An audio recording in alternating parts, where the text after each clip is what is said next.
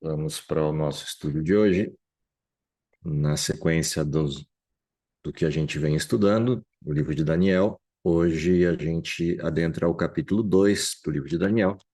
Semana passada mergulhamos aí na história da chegada dos garotos no reino babilônico e suas primeiras experiências nessa transição, tanto cultural, quanto religiosa, quanto estrutural, em função do cativeiro babilônico, e agora a gente adentra o capítulo 2, já a história no seu curso, Daniel e seus amigos atuando dentro da corte babilônica, junto com Nabucodonosor. Essa é a história que vamos analisar hoje à noite, e entrando aí para uma segunda fase da parte histórica do livro.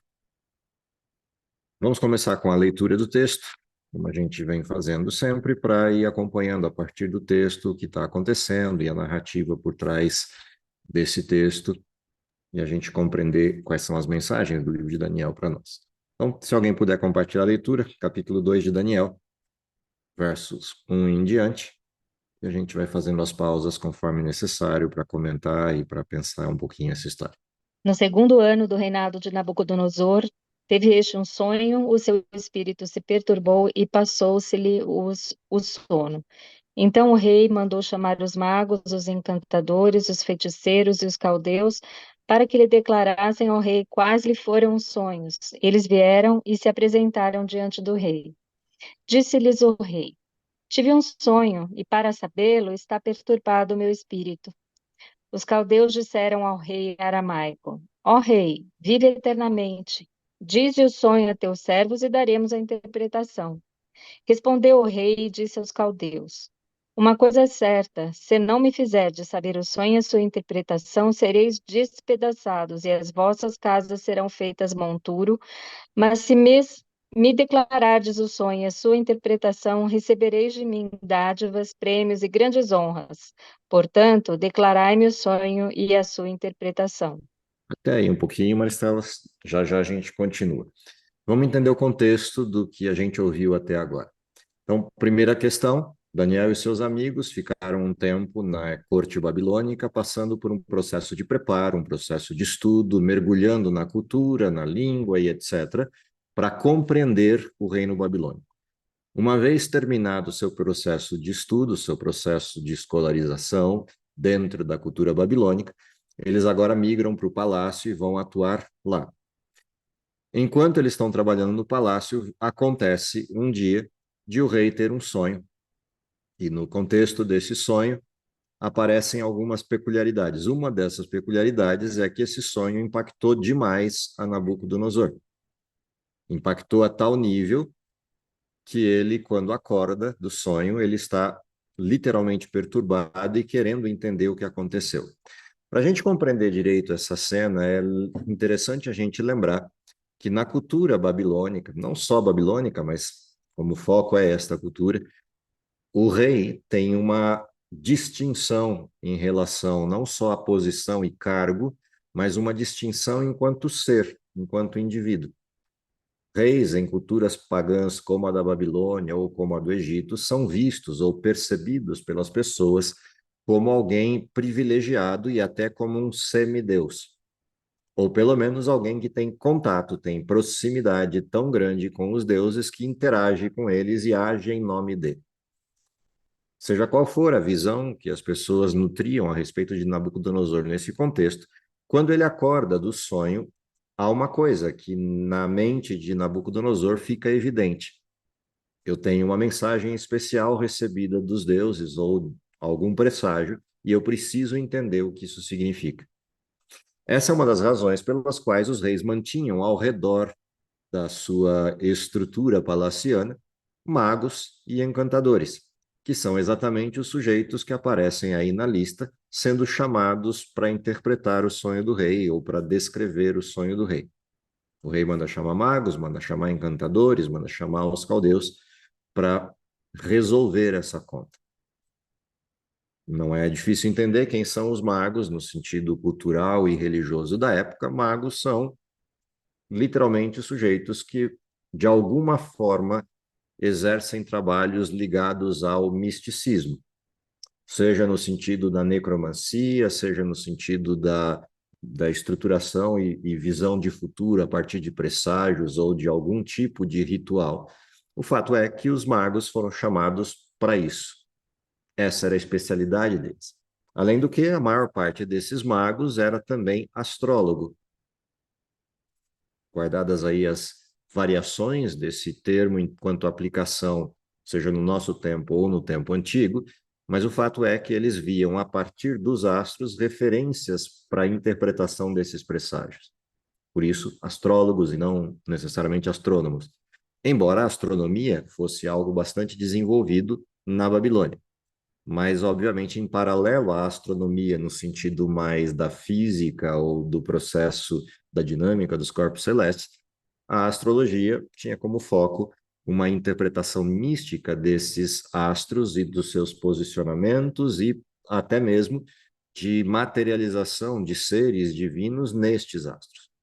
O fato é que eles foram chamados para interpretar o sonho do rei e não há nenhuma surpresa nesse momento para com os magos, porque era para isso que eles existiam, é para isso que eles estavam lá. Apenas abrindo um hiato, algo semelhante acontece no Egito quando Moisés e Arão comparecem diante de Faraó.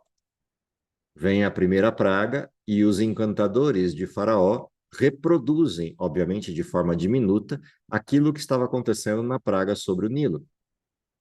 A água se transformar em sangue. Essa referência de que os magos estavam lá, de que os sujeitos que atuavam de forma mística dentro do Palácio de Faraó estavam lá e reproduziram algo semelhante ao que havia acontecido com a praga, mostra um pouco do que é essa questão, do que são essas pessoas por trás da cena. Eles chegam diante do rei, e aqui tem uma curiosidade interessante, porque há um jogo de palavras aqui entre sonho e sonhos nesse texto, o que provavelmente possa também dar a entender de que Nabucodonosor não teve o sonho uma única vez ou de uma única vez. Ou seja, é como se o sonho oscilasse ao longo do sono até que ele desperta. E talvez ele tenha visto mais de uma vez esse sonho. O fato é que, quando ele acorda, ele está angustiado e manda chamar os magos para entender o que está acontecendo. Isso também infere alguma coisa que vai aparecer um pouco mais abaixo, que é o que o rei estava preocupado e o que o conduziu a essa condição, tanto do sonho quanto da maneira como ele desperta do sono. Ou seja, existia uma preocupação na mente de Nabucodonosor e essa preocupação se intensificou a partir do sonho. Os magos chegaram, se posicionaram diante do rei com a pergunta óbvia, que é: ok, o senhor quer que a gente interprete o sonho, é só contar o sonho que a gente dá a interpretação. E aí o que o rei diz? Eu me esqueci do sonho. Eu não lembro do sonho. A partir daí começa um diálogo interessante que vai se ampliando entre os caldeus e o rei Nabucodonosor, porque, como Nabucodonosor diz que não lembra do sonho, os magos olham um para o outro e, àquela hora da madrugada, começam a se preocupar. Como é que é possível a gente interpretar um sonho que a gente não sabe qual é? E eles resolvem insistir com o rei nessa direção. E fazem de novo a pergunta. E a partir daí começa um processo de irritação do rei, que já está irritado porque acordou do sonho e não lembra o que sonhou e quer saber o que significa, e agora fica mais bravo ainda porque eles estão literalmente enrolando, fazendo a mesma pergunta outra vez, pedindo para o rei contar um sonho que ele já disse que esqueceu. Vamos ver como é que essa história continua e depois a gente pega mais alguns detalhes interessantes dessas falas. Se puder continuar lá, seguimos. Tornou o rei e disse: Bem percebo que quereis ganhar tempo, porque vedes que o que eu disse está resolvido. Isto é, se não me fazeis saber o sonho, uma só sentença será a vossa, pois combinastes palavras mentirosas e perversas para as proferirdes na minha presença. Até que se mude a situação, portanto, dizei-me o sonho e saberei que me podeis dar-lhe interpretação. Segura aí de novo e Respondeu. vamos entender esse pedacinho. Ou seja, os magos de fato estavam ganhando tempo, insistindo na pergunta para ver se cai a ficha no rei e ele lembra de algum pedaço do sonho e começa a descrever, e aí eles podem até tentar ajudar a criar essa imagem do sonho do rei a partir de alguma referência que ele consiga se lembrar e eles darem sequência ao processo. Mas o fato é que o rei não lembra, e agora o rei se posiciona de um jeito diferente. Ele já tinha ficado bravo a ponto de dizer: olha, se vocês interpretarem o sonho, tem presente, se não interpretar o sonho, vão morrer todo mundo, vou despedaçar todo mundo, despedaçar as casas, destruir tudo. Mas nessa insistência de perguntar para o rei o sonho, o rei chega a um momento de irritação e ele descreve algo curioso. Ele diz: eu quero que vocês digam o que eu sonhei, para que eu tenha certeza de que vocês podem dar a interpretação. Ou seja, o rei começa, além de irritabilidade, manifestar dúvidas sobre a competência e sobre a possibilidade desses sujeitos, ou o poder desses sujeitos, de interpretarem sonhos. Ou seja, começa a cair uma ficha na mente do rei de que talvez outros momentos que eles interpretaram sonhos ou apresentaram algum presságio, na realidade eles estavam inventando alguma coisa. E agora o rei quer que eles digam o sonho, para que ele acredite na interpretação. Óbvio que, a essa altura do campeonato, os magos já estão sem alternativas e eles sabem que não vão conseguir resolver o problema.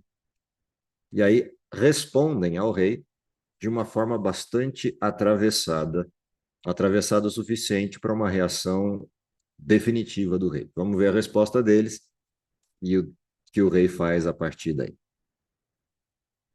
Responderam os caldeus na presença do rei e disseram: não há mortal sobre a terra que possa revelar o que o rei exige, pois jamais houve rei, por grande e poderoso que tivesse sido, que exigisse semelhante coisa de algum mago, encantador ou caldeu. A coisa que o rei exige é difícil, e ninguém há que possa revelar diante do rei senão os deuses, e estes não moram com os homens. Então o rei muito se irou e enfureceu, e ordenou que matassem a todos os sábios da Babilônia. Saiu o decreto segundo o qual deviam ser mortos os sábios, e buscaram a Daniel e aos seus companheiros para que fossem mortos. Ok, até aí. Olha o que acontece na cena. Na impossibilidade de satisfazer o rei, porque eles não tinham competência para saber o que o rei sonhou, eles invertem a situação e literalmente começam a desfazer da competência do rei. Embora a frase possa até parecer educada, na realidade o que eles estão fazendo é uma denúncia, uma acusação e, ao mesmo tempo, indiretamente, uma zombaria. Porque eles começam dizendo assim: olha, rei, o que o senhor está pedindo não tem mortal sobre a terra que possa revelar. Ou seja, o que o senhor está pedindo é impossível. Tão impossível que pode chegar à beira da imbecilidade a exigência. Eles continuam a resposta dizendo: não houve nenhum rei antes do senhor que tivesse exigido uma coisa tão descabida aos seus magos. Ou seja, o que o senhor está dizendo, exigindo de nós, além de impossível, é insano. Ninguém nunca pediu isso para nenhum dos seus magos, simplesmente porque isso é impossível. E aí eles acrescentam mais uma questão importante. Aquilo que o rei exige é difícil, ninguém pode revelar, mas tem mais uma. Só os deuses poderiam fazê-lo e eles não moram com os homens. Ou seja, eles também duvidam da condição do rei de ser um semideus. Ou seja, só os deuses poderiam revelar, eles não moram com os homens, e se o senhor não tem acesso a eles, ninguém tem também. Ou seja, eles põem em xeque, põem em dúvida o contato de Nabucodonosor com os deuses. E aqui abre-se um vácuo de resposta que leva o rei ao nível máximo da ira e ele manda matar todo mundo. Parte curiosa da cena é que no texto que Daniel descreve para a gente enquanto história, ele faz questão de pontuar que a partir desse momento em que o decreto saiu, em que vão buscar os magos para serem mortos, batem na porta de Daniel e dos seus amigos. Ou seja, Daniel e seus amigos não estavam ou não foram convidados ou foram deixados de fora da cena, da conversa, da entrevista com Nabucodonosor. Mas na hora que saiu o decreto de morte, eles entram na fila, o que significa que também faziam parte dos sábios ou magos da Babilônia, Daniel e seus amigos. Isso significa que eles eram vistos assim. E não é de se estranhar que isso aconteça em função do tempo que eles passaram estudando na academia babilônica. As pessoas olhavam para Daniel e seus amigos do mesmo jeito que olhavam para os outros magos, entendendo ou imaginando Daniel e seus amigos com as mesmas competências. A história vai seguir, porque o decreto de morte saiu e foram chamar Daniel. O problema é que Daniel não sabia do que estava acontecendo, e isso vai ficar bastante evidente na próxima cena que acontece aí. Vamos na sequência. Então Daniel falou avisado e prudentemente a Arioque, chefe da guarda do rei, que tinha saído para matar os sábios da Babilônia. E disse a Arioque, encarregado do rei: Por que tão severo o mandado do rei? Então Arioque explicou o caso a Daniel. Foi Daniel ter com o rei e lhe pediu o tempo que ele revelaria ao rei a interpretação. Então Daniel foi para casa e fez saber o caso a Ananias, Misael e Azarias, seus companheiros, para que pedissem misericórdia ao Deus do céu sobre este mistério, a fim de que Daniel e seus companheiros não perecessem com o resto dos sábios da Babilônia. Então foi revelado o mistério a Daniel numa visão de noite. Daniel bendisse o rei, Daniel bendisse o Deus do céu. Disse Daniel: Seja bendito o nome de Deus de eternidade a eternidade, porque dele é a sabedoria e o poder. É ele quem muda o tempo e as estações, remove reis e estabelece reis. Ele dá sabedoria aos sábios e entendimento aos inteligentes. Ele revela o profundo e o escondido, conhece o que está em trevas e com ele mora a luz. A ti, ó Deus de meus pais, eu te rendo graças e te louvo porque me deste sabedoria e poder. E agora me fizeste saber o que te pedimos, porque nos fizeste saber este caso do rei. Por isso, Daniel Dá foi uma ter com paradinha aí um Ariel. pouquinho. Dá uma paradinha um pouquinho e vamos olhar o que aconteceu na cena. Então, Daniel foi buscado para execução em função do decreto. Quando batem na porta dele e ele pergunta o que está acontecendo, explicam para ele. E aí ele pergunta, mas por que isso? Por que um decreto tão absurdo? Por que uma situação tão severa como essa? E aí ele faz um pedido para poder ver o rei. Ele vira para Arioque, que é o chefe da guarda, e diz: Olha, eu gostaria de falar com o rei sobre isso. Só tem um problema aqui. O rei já tinha dado a ordem, o decreto já saiu. Não tem conversa mais para acontecer. Arioque é um soldado, ele tem que executar a sentença, ele não tem que argumentar a sentença. Por alguma razão, Arioque permite que Daniel faça isso, que vá ao rei e questione o que está acontecendo. Isso mostra duas coisas interessantes. A primeira delas é que Daniel, a essa altura, já é conhecido na corte babilônica, porque não havia nenhum motivo para Arioque permitir que Daniel fosse até o rei, até porque, se o rei ficasse sabendo que Arioque fez isso, poderia matar Arioque, por não ter executado a ordem que ele tinha dado. Mas isso também mostra que o rei, de alguma forma, confiava em Daniel. Porque quando Daniel chega diante do rei e pede tempo, o rei concede tempo. Ou seja, o que Arioque havia deduzido de que Daniel tinha respeito do rei e era alguém confiável, se confirmou na resposta do rei. Daniel não foi morto, tampouco Arioque foi questionado sobre a situação. Daniel volta para os seus amigos, chama-os para orarem juntos, para que Deus, de alguma forma, resolva essa questão. Se for a intenção de Deus que eles saibam do sonho, que bem, se não for, que eles pelo menos tenham a misericórdia de Deus de alguma forma, seja no sentido de não sofrimento, seja no sentido de alguma libertação por algum outro caminho. O fato é que eles agora começam a orar e naquela noite Daniel também tem o mesmo sonho, tem a visão que o rei teve, só que ela vem com um pacotinho adicional. A visão de Daniel vem com a interpretação junto. Afinal de contas, é isso que ele precisava para poder levar o rei. Quando ele termina de ver o que o rei havia visto e entende o que significava aquela visão, Daniel começa uma oração de agradecimento. E o que é interessante nessa oração de agradecimento são os termos que ele usa. Quando Daniel começa a descrever na oração a sua estrutura de gratidão, ele exalta a Deus por algumas coisas. Por exemplo, seja bendito o nome de Deus de eternidade a eternidade, porque dele é a sabedoria e o poder. E aí ele vem. É ele quem muda o tempo, as estações, remove reis e estabelece reis. Ele dá sabedoria aos sábios, entendimento aos inteligentes, revela o profundo e o escondido, conhece o que está em trevas e com ele mora a luz. E aí ele rende graças a esse Deus, que é Deus dos seus pais, e louva a Deus porque ele deu sabedoria e poder, e agora fez com que Daniel pudesse conhecer aquilo que o rei havia sonhado. Ou seja, quando Daniel faz o agradecimento, ele embute no agradecimento parte das coisas que ele viu, no sentido de contexto. Afinal de contas, todo o sonho do capítulo 2 tem a ver com essa questão aqui.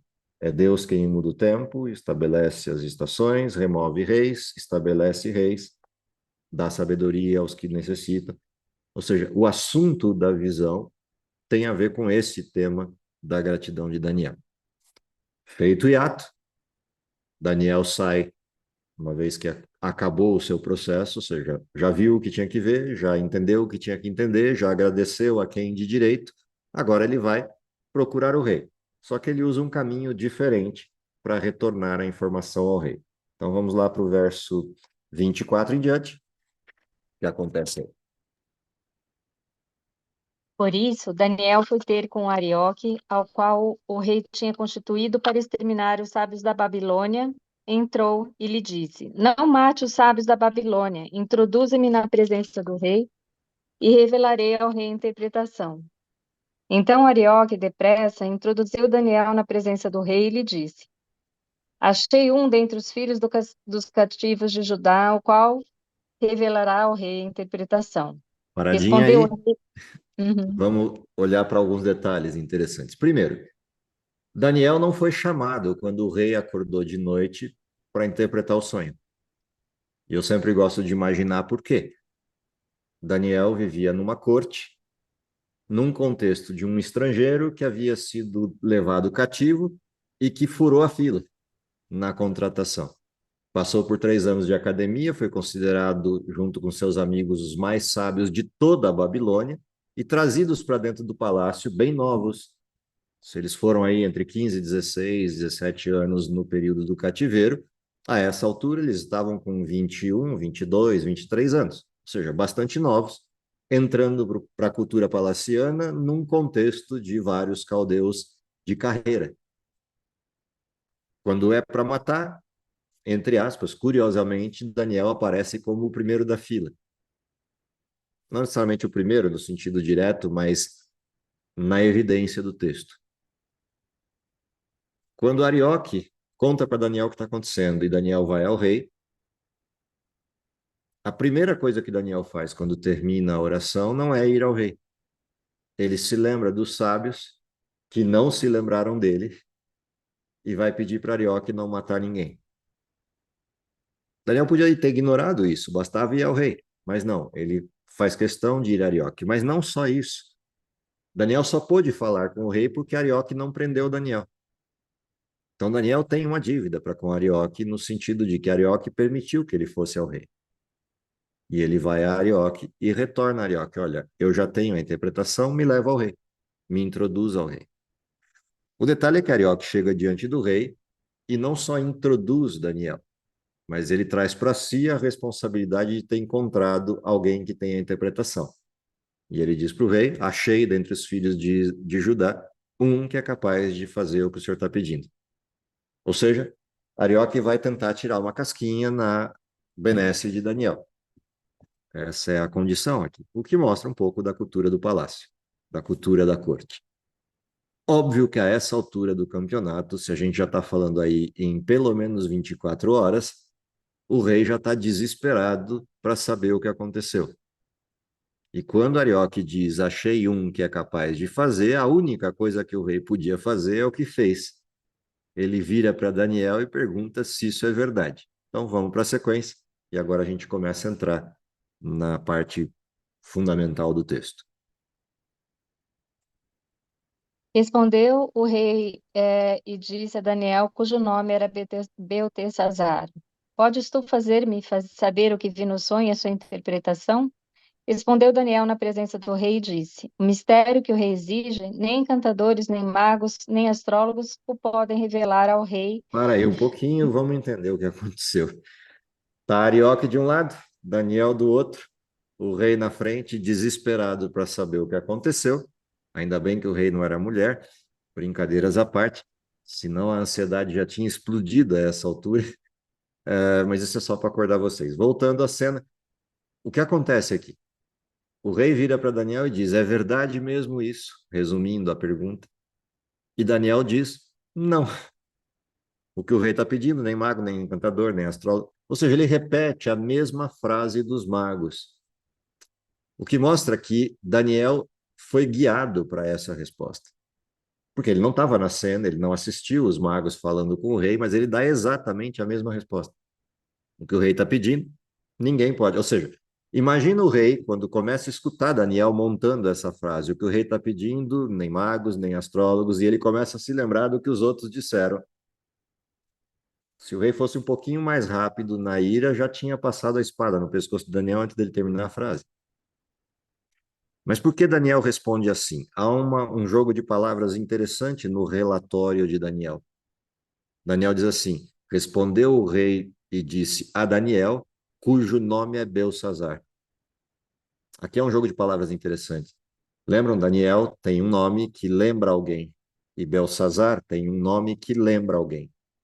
Belsazar não pode dar, Beltesazar não pode dar interpretação, porque nenhum mago, nenhum astrólogo, nenhum encantador, ou seja, ninguém que siga os deuses babilônicos conseguem resolver o que o rei precisa. Daniel tampouco, mas aquele que o nome de Daniel representa, este sim pode resolver a conta do rei. Ou seja, Daniel tira o foco de dois lugares. Ele tira o foco dos deuses babilônicos. Lembra? Nos magos eles acrescentaram algo. Só os deuses poderiam e eles não moram com os homens. Daniel desfoca tanto dele quanto destes deuses.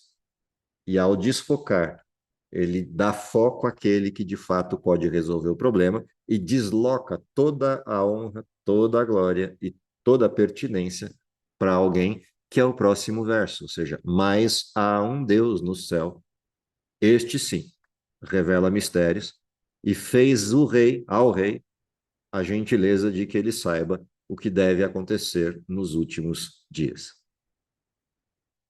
Percebe? Daniel desloca para Deus.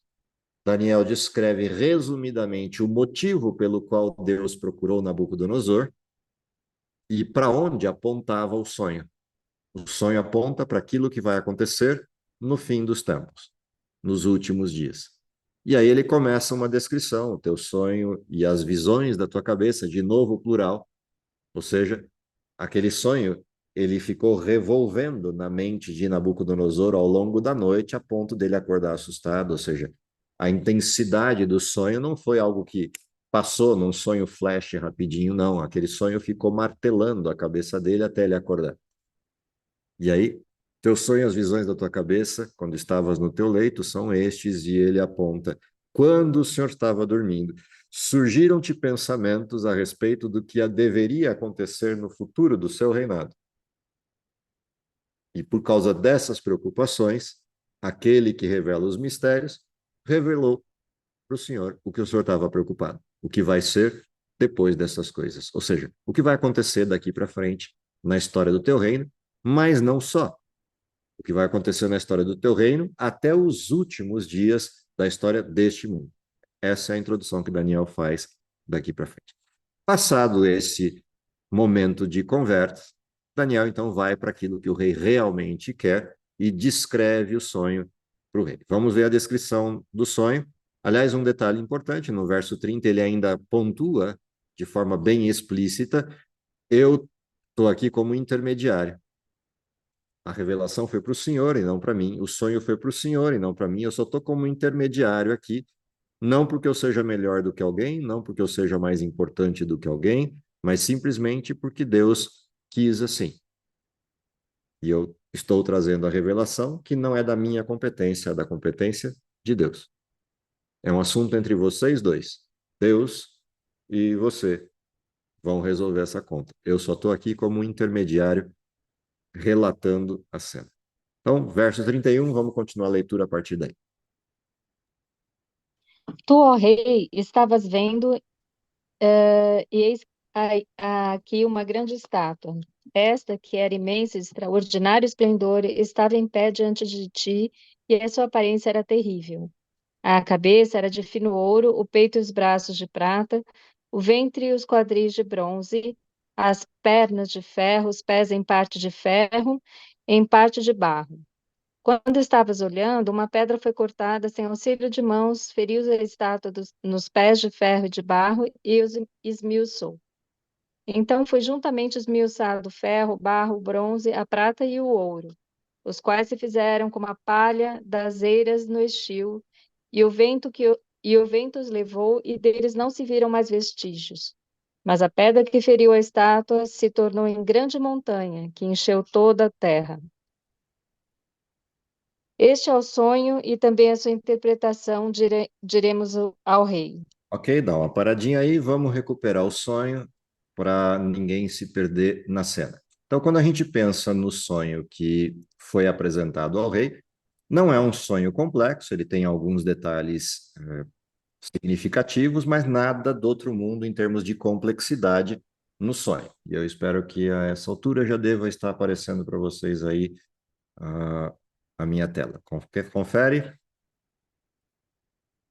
Ok. Então, quando a gente olha a partir dessa referência de descrição do sonho, o sonho começa a ser descrito da seguinte forma: o senhor estava dormindo e apareceu uma imensa estátua terrível, e aí a descrição dos elementos que compõem essa estátua. A estátua é descrita como tendo a cabeça de ouro, peito e braços de prata, ventre de bronze, as pernas de ferro e os pés como parte de barro, parte de ferro.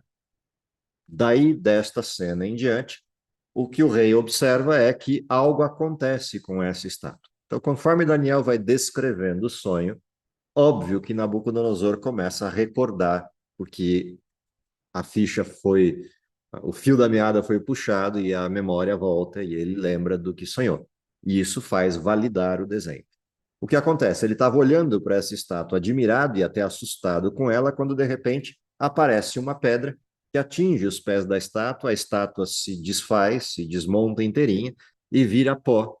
Um pó tão fininho como a palha na eira depois de malhar o trigo e que se espalha com qualquer vento que bate e some no vazio. Tal é a destruição sobre essa estátua.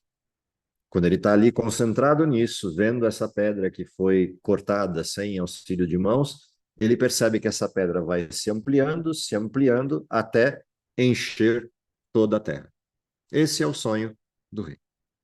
Óbvio que a essa altura o rei já está pulando de alegria porque alguém foi capaz de descrever o seu sonho, portanto, a ansiedade sobre a interpretação só aumentou. E Daniel já foi tratando de dizer: esse é o sonho, mas também a interpretação daremos ao rei, e vai começar a descrição da interpretação. Vamos ver o que Daniel interpreta para o rei a respeito desse sonho. Como eu falei, não é um sonho complexo, mas é um sonho interessante nos detalhes. Tu, ó rei, rei de reis, a quem o Deus do céu conferiu o reino, o poder, a força e a glória, e a cujas mãos foram entregues os filhos dos homens, onde quer que eles habitem, e os animais do campo e as aves do céu, para que dominasse sobre todos eles. Tu és a cabeça de ouro. Depois de ti se levantará outro reino, inferior ao teu, e um terceiro reino de bronze, o qual terá domínio sobre toda a terra. O quarto reino será forte como o ferro, pois o ferro a tudo quebra e esmiuça. Como o ferro quebra todas as coisas, assim ele fará em pedaços e esmiuçará. Quando ao que viste dos pés e dos artelhos em parte de barro de oleiro e em parte de ferro, será um reino dividido, contudo haverá nele alguma coisa da firmeza do ferro, pois que viste o ferro misturado com barro de lodo. Como os artelhos dos pés eram em parte de ferro e em parte de barro, assim, por uma parte, o reino será forte, por outra será frágil. Quanto ao que viste do ferro misturado com barro de lodo, misturar-se-ão mediante casamento, mas não se ligarão com o outro, assim como o ferro não se mistura com o barro. Mas os dias desses reis, o Deus do céu suscitará um reino que não será jamais destruído, e que reino não passará, esse reino não passará a outro povo, esmiuçará e consumirá todos esses reinos, mas ele mesmo subsistirá para sempre, como visto que do monte foi cortada uma pedra sem auxílio de mãos, e ela esmiuçou o ferro, o bronze, o barro, a prata e o ouro. O grande Deus fez saber ao rei o que há de ser futuramente, certo o sonho e fiel à sua interpretação. Até aí. Então, o rei. Uhum. Aí tá bom, vamos lá. Então, agora a gente tem o pacote completo, sonho de um lado, interpretação do outro. Vamos aos detalhes da interpretação. Primeira coisa interessante da interpretação é que Daniel começa pontuando que cada pedaço dessa estátua representa um reino. E ele começa a descrição com uma exaltação ao reino babilônico. O que é curioso, porque ele faz elogios antes de descrever a interpretação. Tu, ó rei, és rei de reis, e vai descrevendo a amplitude do governo de Nabucodonosor. Qual a motivação de Daniel? Daniel tem uma notícia para dar à preocupação que o rei tinha. O rei foi dormir preocupando com o futuro do império. E Daniel tem que anunciar para o rei que o império não vai durar para sempre. Essa não é uma boa notícia para dar para quem passou as últimas 24 horas ansiando por uma resposta, bravo com magos que não deram a resposta, e agora Daniel tem que trazer uma péssima notícia. O seu reino não vai durar para sempre. Ainda que Nabucodonosor soubesse, por uma questão básica, que ele não ia durar para sempre, porque ele ia morrer algum dia, mas a preocupação dele estava com o reino. E a notícia de que o reino vai ser destruído não é uma notícia boa a se dar ao rei. Mas Daniel tem que dar notícia, e ele escolhe um jeito de dar a notícia. E o jeito é deixar Nabucodonosor absorto com os elogios. Enquanto isso, ele trata rapidinho de dar a segunda e a terceira notícia para depois gastar um pouco mais de tempo com a quarta. Então, ele diz assim, logo na sequência, depois dos elogios, de que Nabucodonosor seja a cabeça de ouro, ele trata de dizer, mas logo depois de ti se levantará um reino inferior ao teu. E ele qualifica isso. Ou seja, vai surgir um reino que vai substituir Babilônia, mas não vai se igualar à Babilônia, ele vai ser inferior. Depois virá um terceiro reino, e esse terceiro reino vai atingir toda a terra. O que é interessante nessas descrições? Se a gente olha para a história e começa a perceber o que foi Babilônia e depois o que acontece com os demais reinos, há uma gradação nesses metais da estátua, ouro, prata, bronze, ferro e, por fim, barro e ferro. Essa gradação mostra a deterioração destes impérios, a deterioração desses reinos, ou seja, a pujança do reino babilônico, apesar de não ser um reino muito grande, ela vai perdendo-se nos reinos subsequentes, que já não são tão pujantes ou tão exaltados na riqueza, seja do conhecimento ou riqueza material, como foi Babilônia. E isso é interessante de observar na sequência que Daniel apresenta dessa interpretação, nos qualitativos que ele escolhe para essa apresentação, ao dizer que os reinos vão sendo inferiores a começar do segundo reinado. Quando a gente olha para a Babilônia, como eu falei, Babilônia não é um reino enorme no sentido territorial. O reino babilônico é um reino restrito. Pega aí a região da Palestina, que é uma das invasões babilônicas, pega a região norte aí do Mediterrâneo, mas não total norte, uma região mais nordeste do Mediterrâneo, vai aí próximo ao deserto da Arábia, na parte sul do Mar Vermelho, mas não chega a cruzar para o Egito. E no lado direito, pega apenas a região da Mesopotâmia, a parte central dela, que é onde está o reinado babilônico de fato. Ou seja, é um reino pequeno, mas um reino caprichosamente posicionado na encruzilhada das nações daquela época. O que torna o ponto de governança de Babilônia um ponto estratégico bastante importante para a época.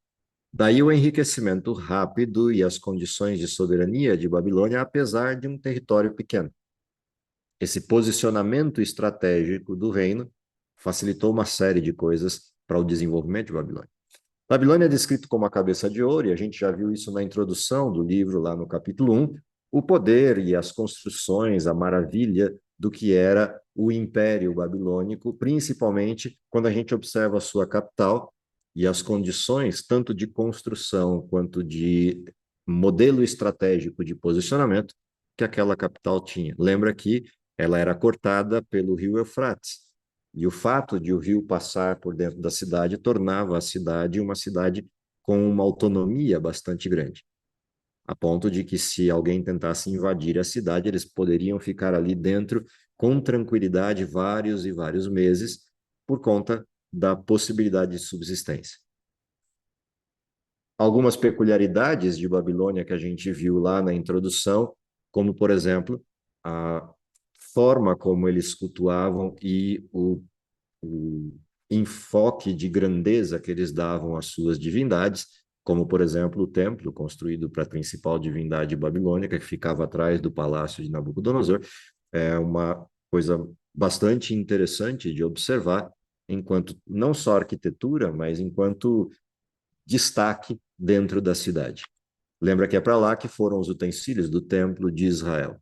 A cidade tinha uma entrada principal que dava um ar de grandiosidade, um ar de majestade ao processo de entrada na cidade, porque ela era uma grande porta feita em ladrilhos azuis, todos eles incrustados com figuras douradas, banhadas a ouro, em toda essa extensão, abrindo uma grande avenida que dava entrada à estrutura principal da cidade. Ou seja, eles faziam por merecer o detalhe de serem bastante grandes, bastante poderosos na sua forma estrutural. Aqui a gente tem uma ideia do quanto isso é significativo, considerando que um povo que já vai para 2.600 anos na história, a gente tem preservado de maneira muito significativa os materiais dessas estruturas. Ou seja, pensa que eles queimavam ladrilhos naquela época do jeito que a gente queima hoje e ainda os mantém ativos, ou seja, a gente ainda os tem como preservados até os nossos dias, a despeito de todas as intempéries que tenham acontecido na região. O que significa que a construção desses sujeitos era bastante sólida. Além do que, eles usavam tijolos para construir, muito semelhantes ao que a gente usa hoje enquanto estrutura de construção, o que também tornava a cidade de Babilônia uma cidade que poderia se estender no tempo enquanto preservação. O que é curioso observar nessa apresentação de Babilônia é que eles herdam da cultura anterior suméria a estrutura legal babilônica, como, por exemplo, a estrutura dos sumérios antigos, com o Código de Hammurabi, com outras referências, tanto na astronomia quanto na ciência, que são importantes desse poderio. Mas o texto diz que Babilônia não duraria para sempre, e Babilônia seria substituída por um reino inferior a ela. Na sequência histórica, Babilônia é invadida pela aliança de dois reis, de dois reinos, a Média e a Pérsia.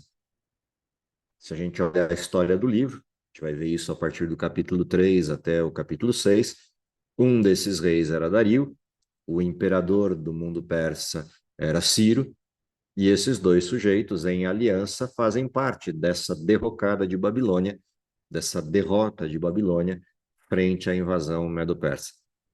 A Babilônia encerra suas atividades enquanto reino em 539, e a Medo-Pérsia assume, estendendo-se aí até 331. Ou seja, se a gente olha para o reinado babilônico, olhando a visão mais ampliada do governo babilônico, nós estamos falando aí de em torno de 70 anos da parte histórica relatada no livro de Daniel. Se a gente considerar o tempo sumério antigo, aí isso vai para muito mais tempo, remontando até os dias do dilúvio lá com Nimrod, que é outra coisa curiosa de Babilônia.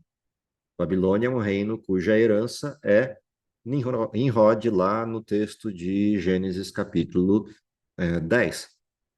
Quando a gente observa as gerações a partir de Noé, uma das gerações vindas de Cão, Cush, é Nimrod, que instala os seus reinos nessa região. Um destes reinos, o reino caldeu. Não só, o reino acadiano também, o reino sumério antigo, esses reinos foram fundados por Nimrod. Portanto, a Babilônia, sob esse aspecto histórico, ela é bastante antiga. mas ela encerra suas atividades na invasão medo-persa, no sentido de reinado. A invasão medo-persa é conhecida, a gente vai olhar essa história em detalhe, portanto eu não vou gastar tanto tempo nela agora. A gente só tem que lembrar que a invasão medo-persa se dá no contexto da festa de Belsazar, aquela escrita na parede, a invasão naquela noite, dada a situação da festa e o que ocorreu dentro dela. Vamos olhar isso em detalhe quando estudarmos a história de Belsazar, lá nesse jantar. A invasão se deu de um jeito bastante peculiar. Eles secaram o leito do rio Eufrates e entraram por baixo dos muros, enquanto o pessoal estava entretido com as festas dentro da cidade, abriram os portões para que o restante do exército entrasse e a cidade foi tomada. Assim caiu a Babilônia. Na sequência, viria um terceiro reino, simbolizado pelo ventre da estátua, a parte de bronze, e este reino, descrito aí, é o que representa a Grécia, que derruba o Império Medo-Persa, liderado por um sujeito chamado Alexandre o Grande, história que a gente conhece também dos livros e hoje, para quem é da essa época, dos filmes, de época, inclusive o filme de Alexandre o Magno. Dentro desse contexto, o que é interessante observar na descrição? A descrição que é feita aqui do reino representado pelo ventre de bronze é uma descrição de amplitude territorial, de domínio bastante expansivo, o que é interessante de observar quando a gente olha as invasões de Alexandre. A unificação que o Império Grego procedeu em todo o território daquela época é algo digno do título que Alexandre recebeu. Principalmente se a gente considerar que a Grécia é desse tamanho e o reino vira um monstro em termos de extensão territorial. O único detalhe é que Alexandre não viveu para assistir tudo isso. Ele concluiu a unificação do Império Grego, mas não viveu para dominar, no sentido de imperador, o Império Grego. Morreu e a história terminou com ele no sentido dessa pujança do Império. Na sequência, o próximo reino que é descrito na estátua é o reino romano, que é o reino que invade a Grécia. E este é o reino mais extenso em termos de tempo, mais longevo em termos de tempo, que ele vai desde 168 a.C. até 476 depois de Cristo. Ou seja, estamos falando aí de mais de 600 anos de governo. Outra coisa interessante é que o texto é cheio de detalhes para essa parte da descrição. Assim como o ferro esmiuça e esmaga todas as coisas, esse reino seria um reino feroz, um reino que esmagaria todos, um reino de um poder bastante acentuado nesta questão da violência e dos ataques do Império, o que é bastante consistente com a forma de governo romana. Vamos voltar a esses textos, como olharmos um pouquinho mais à frente, Daniel 7, 8 e 9, algumas heranças do Império Romano. Na sequência, o que é dito ali? O Império Romano também não duraria para sempre. Ele acabou ruindo e sendo invadido ou derrubado pelos povos em sequência, chamado bárbaros. E esses povos conquistam o Império Romano, derrubam o Império Romano e lá em 476 acaba esse domínio que aparentemente era um domínio tão forte que seria praticamente inexpugnável e caiu diante de tribos bárbaras. Essas tribos estão relatadas na história e representam os pés da estátua. Os pés são descritos como parte de ferro, parte de barro, ou seja, uma parte deles herda a força do Império Romano, outra é frágil como o barro é. E uma característica importante, não se misturam, porque não há liga possível entre ferro e barro. O que significa que eles tentariam, ao longo do tempo, algum tipo de unidade, mas ela nunca resultaria por conta de que barro e ferro não se misturam. Se a gente olhar para a história, a gente vai perceber várias tentativas nessa direção entre os reis, princesas, príncipes da Europa, e a unidade nunca aconteceu. Os povos listados nessa sequência das invasões bárbaras são esses que estão aí na lista, os 10 povos bárbaros representando os 10 artelhos ou dedos da estátua, parte ferro, parte barro. Só a gente lembrar que cada um desses povos bárbaros vai se transformando nos povos que conhecemos hoje da Europa atual, mas distribuídos na Europa antiga, formando aí a derrocada do Império Romano. Os lombardos, que ocupavam a parte norte do que hoje é a Itália, acabam descendo e ocupando o percurso todo. Os alamanos viram os alemães, os francos os franceses, os saxões viram os ingleses, e assim sucessivamente. E cada um desses impérios vai dando sequência ao modelo da formação do que é o Velho Mundo ou do que é a Europa. Vamos voltar a esses detalhes também em visões de Daniel futuras. Não vou gastar tanto tempo com essa questão agora, mas há uma coisa interessante aqui. O texto verte agora para um foco específico. Nos dias destes reis, ou seja, a partir do momento que essa divisão acontece e esses reis começam a governar num império dividido que jamais se une outra vez, é neste império dividido, ou seja, no contexto dessa divisão, que vai se manifestar o reino de Deus. Ou seja, nos dias destes reis, em algum ponto dessa história sequente pós-Império Romano e pós-estabelecimento dos povos bárbaros, será ou se dará a vinda do Cristo. Porque o texto termina dizendo que Deus implantará o seu reino, que jamais será destruído, que é o símbolo daquela pedra que aponta para o governante final. Como eu falei, esse é um texto histórico. Embora ele seja profético, sob o ponto de vista da revelação que foi dada a Nabucodonosor e interpretada por Daniel, o texto está num contexto histórico, ou seja, faz parte do volume de história de Daniel e não do volume profético de Daniel. O que é muito interessante para a gente pensar na seguinte questão. O texto de Daniel começa descrevendo que Deus está no controle da história, de que as histórias que acontecem ao longo da vida de Daniel em Babilônia, inclusive o cativeiro, fazem parte de um plano maior e de um contexto maior. E isso é interessante de observar no capítulo 2. É a história do mundo, como dizem alguns, resumida em um capítulo da Bíblia. Portanto, é um texto histórico, bastante importante para a sustentação do modelo bíblico, no sentido de que Deus controla a história. Tanto é assim que não podia terminar de outro jeito o capítulo 2, quando o rei Nabucodonosor vê tudo aquilo que Daniel contou, mesmo sabendo que Daniel descreveu que o reino dele não vai durar para sempre, o que o rei faz?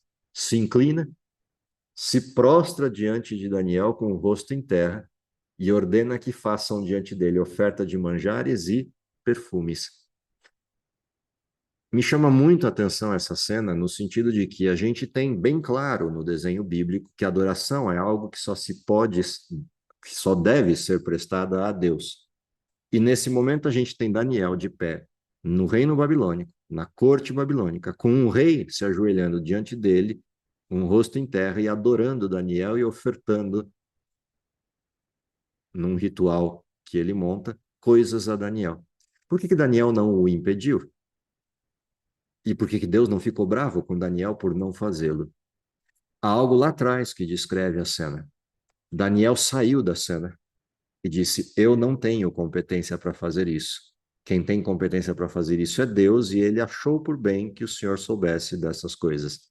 Portanto, Daniel não pediu e não faz parte desse contexto de adoração, porque ele mesmo se retirou do modelo. E olha como segue o texto. Então o rei engrandeceu a Daniel, ele deu muitos grandes presentes, mas antes de fazê-lo, que disse: Certamente, o vosso Deus é o Deus dos deuses e o Senhor dos reis e revelador dos mistérios, pois pudeste revelar este mistério. Ou seja, o rei de fato se ajoelhou diante de Daniel, mas não adorou a Daniel. Ele reconheceu o Deus de Daniel, a quem Daniel havia apresentado diante do rei. E por isso os presentes que vieram foram apenas uma demonstração dessa atitude do rei diante do Deus de Daniel.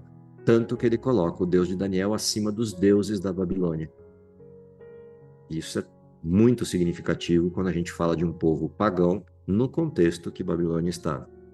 E aí o que acontece? Quando ele termina de apresentar os presentes, engrandecendo Daniel, dando a ele toda a sorte de coisas e colocando Daniel como governador da província de Babilônia e chefe supremo de todos os sábios da Babilônia. Então imagina agora o garoto novo como Daniel passa a ser chefe de todos os magos na Babilônia inteira e o governador da capital. Ou seja, quase o segundo depois do rei. Dentro desse contexto, o que ocorre? Daniel para e vira para o rei e diz: Olha, não foi sozinho. Outros oraram comigo para que Deus revelasse ao rei o que precisava. Então, o que Daniel faz? Traz para dentro do desenho Sadraque, Mesaque e Abidnego. E aí o que acontece? Todos os negócios da província da Babilônia ficam sob os cuidados deste sujeito. E aí encerra-se a história de Daniel no capítulo 2. Daniel passa a atuar diretamente na corte ao lado do rei. A gente encerra a história aqui. Vamos ver agora o que acontece no desenrolar dessa história, uma vez que Daniel agora está numa posição de destaque e os seus amigos também, como vai ficar a vida deles dentro da corte de Babilônia, como os que estão fora dessa benesse toda vão reagir a essa condição. Isso é o que a gente vai ver na próxima semana, no capítulo 3. Por hoje, acho que está de bom tamanho. Vamos orar. Querido Pai que está nos céus, te agradecemos pelo dom da vida, te agradecemos porque, a partir da história de Daniel, temos a certeza de que temos um Deus que não só nos observa, não só nos conhece, mas conduz a história, contorna a história e coloca os seus filhos nas posições, nos lugares e da forma correta em cada uma das circunstâncias para que os seus desígnios sejam alcançados. Dá, Senhor, que possamos, tendo essa consciência, nos colocar à tua disposição para que o grande plano da redenção se execute a partir de nós, é o que lhe pedimos por Jesus. Amém.